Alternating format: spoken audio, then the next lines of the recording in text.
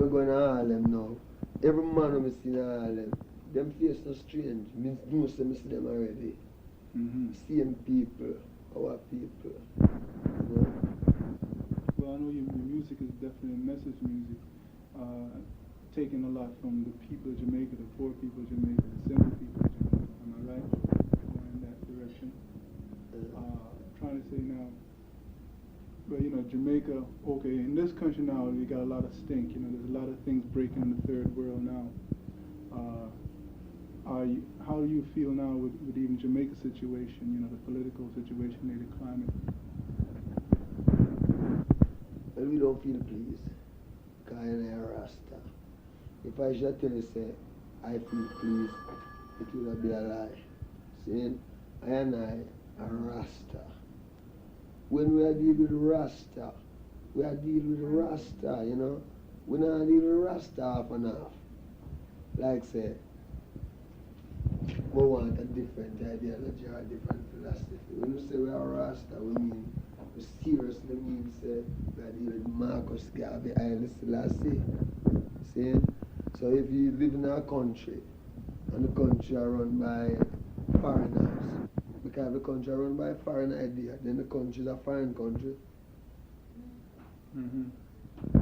We are talking about what to Marcus Garvey and Haile Selassie. We are people, we are black people who want our own, which is the beginning of our people seeing them own rights again for earth. Do you think my man Marley is gearing the people anywhere in the right form? As far as politics is concerned, as me what I have to say, I don't care what a man wants to say. I a Rasta, see? And I don't see what a man can do for a Rasta man when he is not a Rasta. Because only Rasta can help Rasta. Especially in a situation where you talk about government of countries. The government of the country and a Rasta man, it's not going to help Rasta. Because Rasta not agree with where I deal with. So, you know, it's contrary to where I deal with. But let me take you back home into your music, if you want to go a little bit. When I was growing up in Jamaica, right, the kind of music that was prevalent was ska and all that stuff. I'm curious, you know, when ska was there and there was only American music I'd always hear too, either ska or American. What was Marley into? What was Marley into during that time? School and trade. School and trade? What was your trade? Welding. Welding. What school you go to? Like a private school on the road, you know. I think I have a Jamaican went to private school, man. I went to private school. Like a private school. Wasn't music? Wasn't the music then? Well, you know, kind of musical. Cause you know, we are man stand up on the street corner at night time and sing and beat pan and cooking. You know what I mean? And we go out enough of that till we used to have a club down a place named Spanish Town Road and Ebenezer Lane, a club named Operation Friendship. Where a man bring a guitar, they come give me one time. At this time I get the first guitar. Saying? So this where it started from. Somebody's just plucking away by itself, huh? Well, I'm not a good guitarist in a sense, you know, but musically, this is where the music started. What about the singing? You was always singing? Well, we're more interested in the singing part, you know. Was it glamour? Or just yeah. Well, no, it's a serious thing, you know, because the first time when we started singing, we were rebels, you know, we're rebellious. Them the singing we do. So, glamour never in it. A rebel. Just a rebel singing. Just basic cause, huh? Well, and also, like, I've heard some of your earlier recordings, and I could sense a little bit of American, some American rhythm and blues in there. I could hear it. Who were some of the people on the American side? Chuck Jackson, Benny King. All right. Yeah. Some Wilson Pickett. But you see, where I want to go back from some days and Jim Daddy to the rescue. Yeah. You know them guy there? Jim Dan. You know Licker Richards? Yeah, I remember Little Rich. I'm trying to remember who did Jim Dan. Lickle Anthony. Yes. The next one named the Drifters. Yeah, the Platters. Benny King, Clyde McFadden. Yes. Yeah, Tony Williams. Then a brother singer tune say, "Don't break your promise." Oh, God. Oh, shucks. Is that Johnny Ace? No, that was somebody else. That was way back. Yes, Johnny Ace too. Yeah. So originally, who was your group comprised of? Your vocal group? Bonnie, Peter, and I. Mm-hmm. And you mainly did. I saw this album cover. No. Bonnie, Peter, I, Junior, Cherry, Beverly. Was 6 away. Where did Joe Higgs come in all this? Joe Higgs was a teacher. You know, Joe Higgs was a teacher.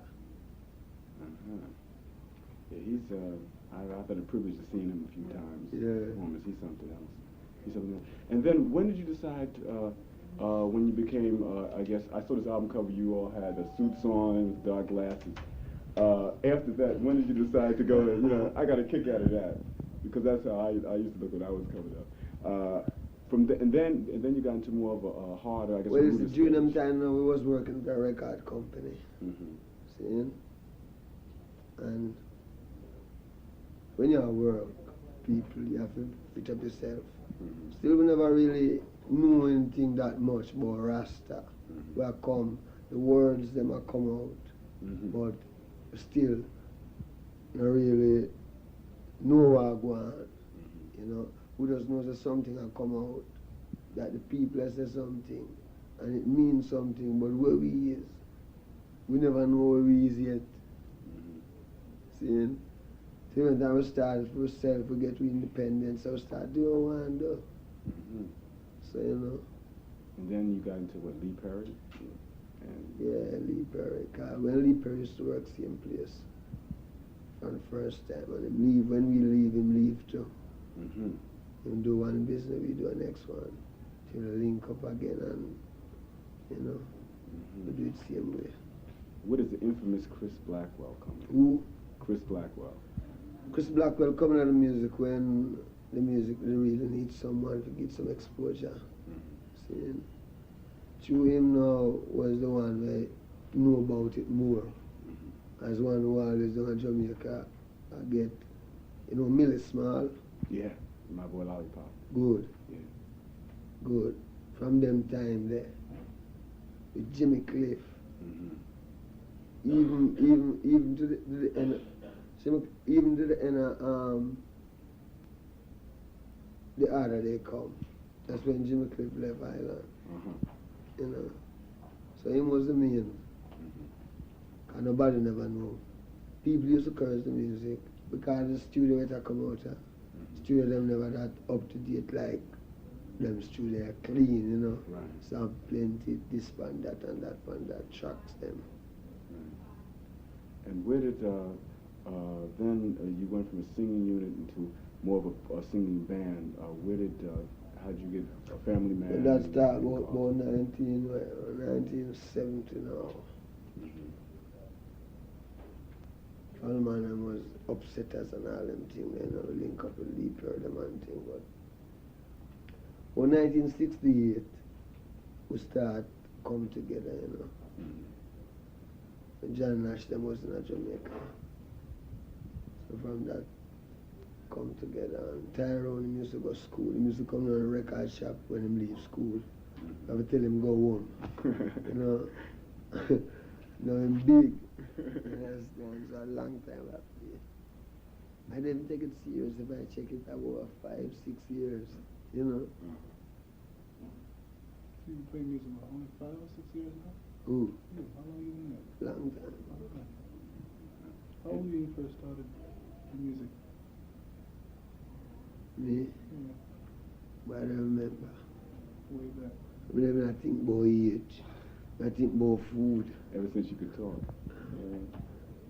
And Is that a clue you're getting hungry? You got a clue you're getting hungry. No, I say you got a clue you're getting hungry. No. Tell them time there.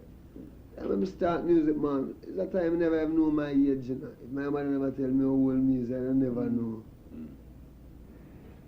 With all the splinters now for your group, the original Wailers, you know, how you feel about their directions now that they all branching out and basically making a name for themselves? Well, whatever a man do it that please him, you know, that is him right. You know, this is what our blessings is always there with them. What's your basic message, man, to the people now? I know this is your our message is a Rastafari, God Almighty, man. What's the message to the people right here? The same thing, same message. You find it hard for the translation for them to understand, the American audience? Because I'm saying that now, you know, in Europe they have more success. I don't find them hard to understand, you know. I don't find them hard to understand. What I find out that America is more control. I mean, the people is under every control here. You know, everything is organized. You know, if you come here to do a concert, maybe you have to go through the organization then. They, so, nice. So it's not, I mean, you know, you can just go down Harlem all while go play reggae music. And the people don't have a certain amount of pressure upon them.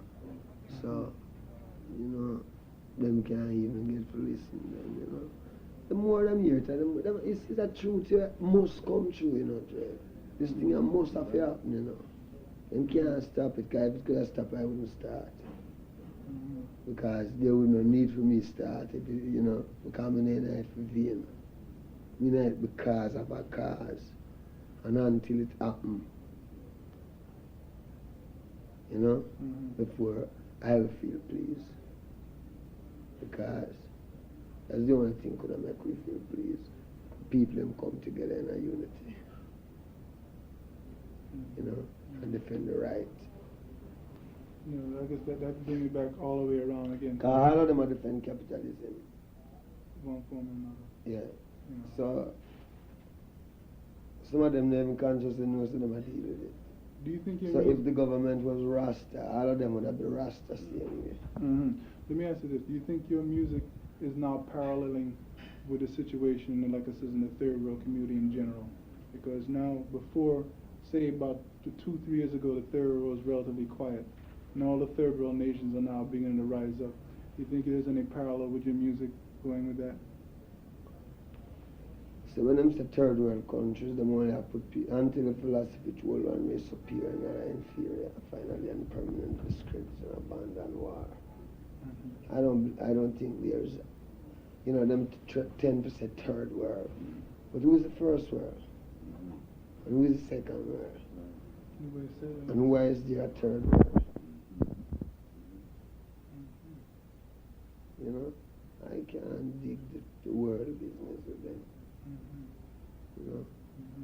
I want to ask you just a few things about your music, because I do in Washington. I do a reggae program, and a lot of listeners are more. You know, I found in Washington in the short time that I've been on that people are really calling in and really loving it because they never really heard reggae before. A lot in Washington is mostly black, and I want to ask you. So I know they would want to know some more questions musically about you too. First, just getting to the development. Who do you solely write all your songs, or do you have? I mean, I know there's group collaboration as far as the music, but as far as the words. Well, it leaves to where we're there, you know, because to me a song, anybody can help me write a song, you know. If I have the melody, I go, and you hear the words, them a flow. You can almost hear the words, them too. So if you hear the words, them all you have to do is just put them together, you know. So it's happening that with plenty of time. Because you might hear me I try to say something, but You hear what I say, but when me say it's not the right word, but you hear what I'm supposed to say. Right. You know what I mean? Right. Said hell. Most of my tune, them always write to me and my brethren, them, man. Them always tell me what to say. Because it's, when I went down to Jamaica for the first time, I went down for the Sunsplash. And I had never been in Jamaica before. And talking to a number of Rasta brothers, I noticed how things which they would be saying, I would recall in your songs. And it's one of the few times I've heard a music which is definitely directly related to the people. Because, I mean, you hear many of the phrases, maybe not even quite in the same way, but the same feeling I hear the people saying. Mm-hmm. And that just tells me you don't isolate yourself from, you know, like you have people into the music trip and all of that, you know, they isolate themselves from the people, and you don't do that. Yeah, we can't go walk for it. We can't isolate, man. Where we come from, man, we're not dealing with isolation. Me like that with the people. See? But there's nothing to me more than to see. I never see it yet. When I was small, I think it used to happen. But when I grew up now, I get to understand, say, when I pass through them, you have them people in there suffer, and I just pass, think everybody are in there, have all them dinner and everything. And when you grow up big now and start suffer, you find say plenty of these homes don't have no dinner when evening come. While a man have steak up in the yard to feed him dog. Mm-hmm. You hear me? I know what you're saying. So, you know, until our people live again, man, we're not going to satisfy. And one more thing about your music. The rock press, you know, in America, you know, the rock press has a lot of clout and all of that. And black press as yet hasn't really dealt with reggae music yet.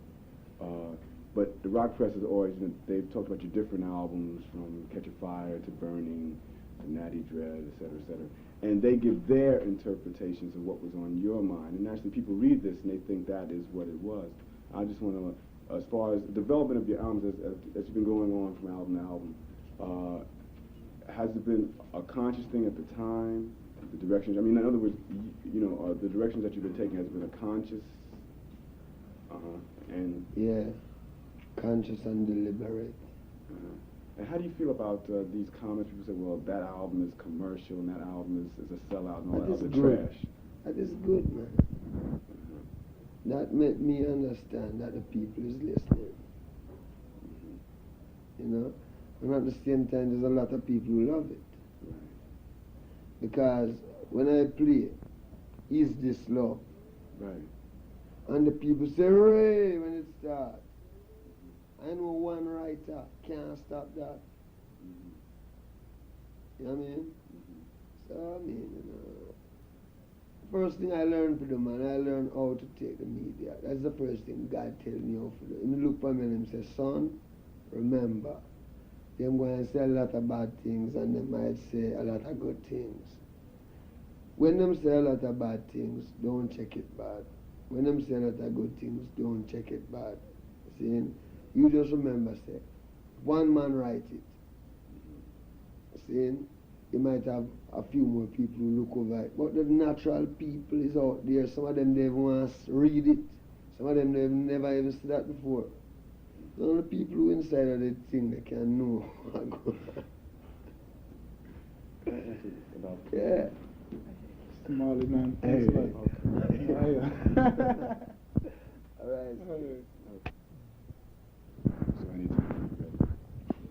I must say, this is Bob Marley on WPFW FM 89.3, Washington, D.C. That's it.